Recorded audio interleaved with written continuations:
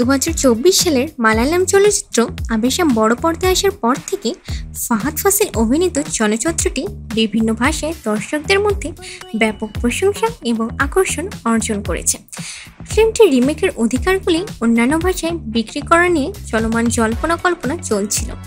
সর্বশেষ আপডেটটি সাধারণ মানুষের ভিতর একটি উন্মাদনা সৃষ্টি করেছে। সাম্প্রতিক গুঞ্জন অনুসারে জিতু মাধবন পরিচালিত মালায়ালাম ছবির হিন্দি রিমেক সস্ত বলিউডের চলচ্চিত্র নির্মাতা করণ জোহর ছাড়া আর কারো কাছে বিক্রি করা হয়নি। যদিও এখনও নিশ্চিত তথ্য নেই, তবে ইন্টারনেটে জল্পনা কল্পনা চলছে। যদিও কিছু ভক্ত গুজব সম্পর্কে কথা বলেছে এবং অনেকে সম্ভাব্য রিমেক সম্পর্কে শঙ্কিত। কিছু ব্যবহারকারী এমনকি দক্ষিণ ভারতীয় চলচ্চিত্র নির্মাতাদের বলিউডের রিমেকের সস্ত বিক্রি বন্ধ করার জন্য অনুরোধ করেছেন, বা কিছু নেটিজেন বলিউডকে রিমেকউড বলে অভিহিত করেছেন। বেশ কয়েক মাস ধরে অভিনেত্রী ঐশ্বরিয়া রায় এবং অভিষেক বচ্চনের মধ্যে ডিভোর্সের গুঞ্জন সোশ্যাল মিডিয়ায় ছড়িয়ে পড়েছে। তাদের সোশ্যাল মিডিয়ার কার্যকলাপ এবং সব জায়গায় জনসাধারণ উপস্থিতির কারণে জল্পনা বেড়েছে, যাকে কেউ কেউ ফাটলের লক্ষণ হিসাবে ব্যাখ্যা করেছেন। সম্প্রতি পা অভিনেতার একটি ভিডিও ভাইরাল হয়েছে, যেখানে তাকে অবশেষে এই গুজবগুলো নিয়ে কথা বলতে দেখা যায়। অভিষেক বচ্চন চলমান 2024 অলিম্পিকের জন্য প্যারিসে ছিলেন এবং ওখান থেকেই মিডিয়ার সাথে কথা বলেছেন এবং বিবাহ বিচ্ছেদের গুজব উড়িয়ে দিয়েছেন। তার বিবৃতিটি একটি জাল ভিডিও অনলাইনে প্রকাশের একদিন পরে এসেছিল। মিথ্যা ভিডিওটি দাবি করে যে তিনি ঐশ্বরিয়ার সাথে বিবাহ বিচ্ছেদের ঘোষণা করেছিলেন। বলিউডকে মিডিয়ার সাথে একটি সাক্ষাৎকারে গুরু অভিনেতা তার বিয়ের আংটিটি দেখিয়েছিলেন এবং আশ্বস্ত করেছিলেন যে তিনি এখনও বিবাহিত।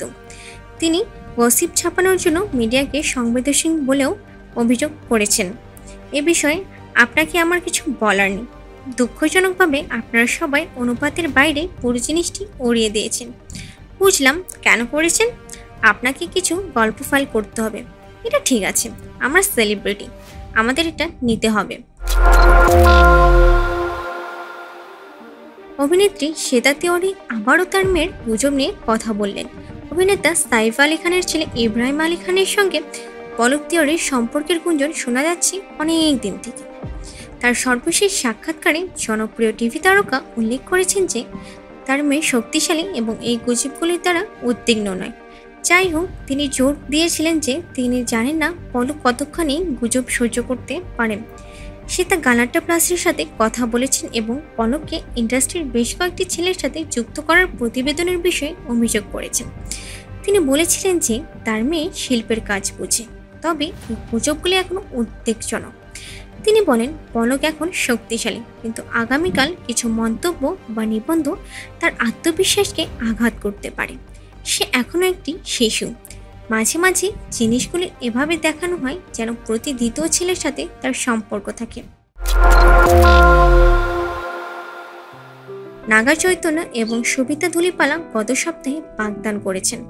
সামান্থা প্রভুর থেকে চৈতন্যের বিচ্ছেদের পর 2 বছর ধরে ডেটিং করা এই দম্পতি নাগার্জুনের বাড়িতে বাগদান করেছিলেন। যখন তাদের বাগদানের ছবি ভাইরাল হয়েছে, তখন একটি নতুন ভিডিও অনলাইনে প্রকাশিত হয়েছে, যেখানে বাগদানের দিনের সবিতাকে দেখানো হয়েছে। বাগদান অনুষ্ঠানের প্রথম ক্লিপে দেখা যাচ্ছে বধূ সবিতা প্রস্তুত হচ্ছেন এবং বাগদানের স্থানের দিকে যাচ্ছেন। ভিডিওতে অভিনেত্রী তার লম্বা বিনুনি এবং বাগদানের শাড়ি দেখালেন। তিনি অনুষ্ঠানের স্থলে অবস্থিত দোলনায় অসংখ্য পোজেও ছবি দিয়েছেন। নাগা চৈতন্য কয়েকটি ছবির জন্য তার সাথে যোগ দিয়েছেন।